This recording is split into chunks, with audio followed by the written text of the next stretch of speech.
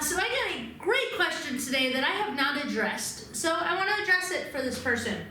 So if you are a person who has had some injuries where either a stroke or an injury to a nerve or something that has led to drop foot, this is the video for you. So drop foot is essentially when you don't have control over your foot muscles. So it basically just stays kind of down and you have trouble bringing it up. Now, with that, you often will have people who have decreased sensation. Now, it could happen the whole leg, it could be part of the leg, it could be just the foot. But if you're a person who has decreased sensation, you have foot drop, and you want to row, let's cover some things.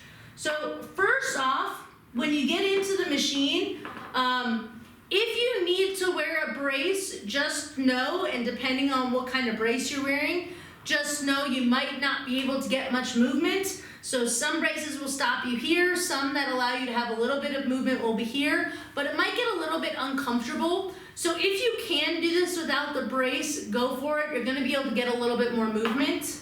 One of the big things for you is going to be, depending on how much sensation you have, is going to be really trying to put as much equal pressure as you can so you can get your other big muscles to help you out.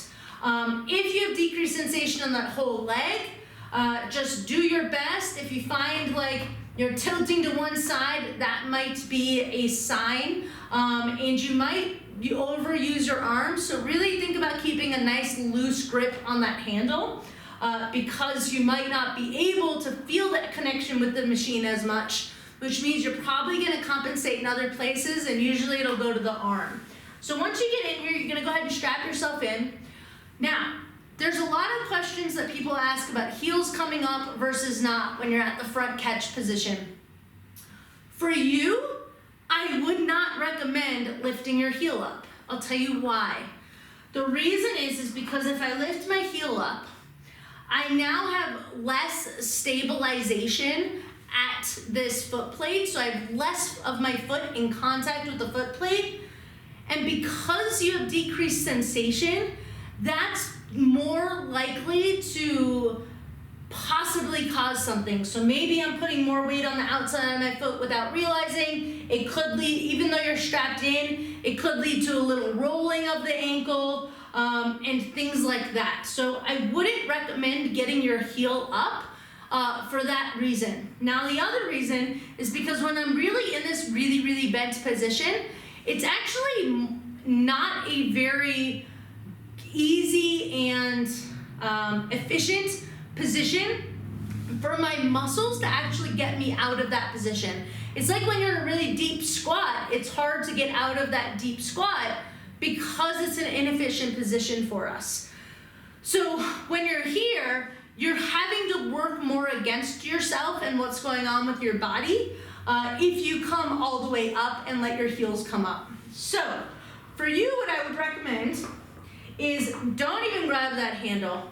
Start just understanding the forward and backwards of your trunk. There's a drill called a pick drill or a reverse pick drill. This is, I believe, the pick drill. I'll make sure I get a video of that up. I have one in my rowing program where I teach people, beginners, how to use the rowing machine. I don't know if I have one on YouTube, but I will try and get it up here as soon as I can. I'm going in for eye surgery, so I will probably have to do that after I can see again, but I will do my best to get that up, or you can just search and find it from some other people, but the pick drill is one of those exercises. What I would do is not even grab the handle, and I would start with, let me just move my trunk back and forth. Now we want to think of a clock.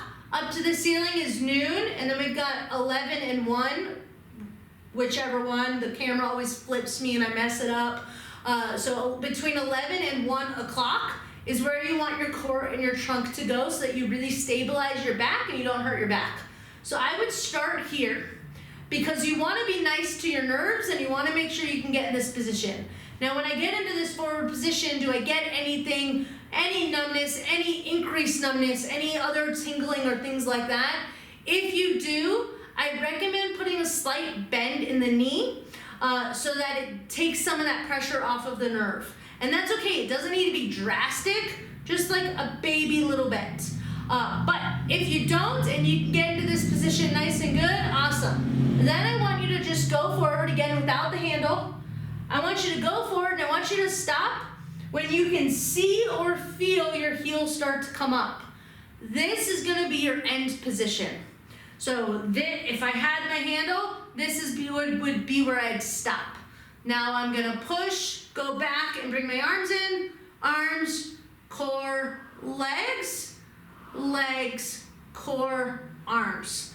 I have another video on rowing form. Check that out if you're a little confused from this movement process. But that is the 3 components to the rowing stroke.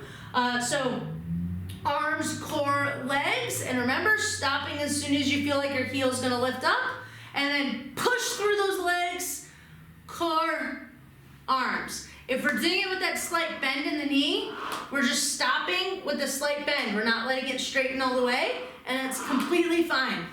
And it's still the same movement. Then practice it with the handle. So grab that handle in there and get used to the movement. So if you do this first with the handle, you're more likely to let your ankles pop up, your heels pop up. So I'd recommend doing it first without this handle and then just getting comfortable and stopping right when you need to. So this would be the stroke, and that's completely fine. So that would be my recommendation. If you've got something going on with heel drop or you have decreased sensation.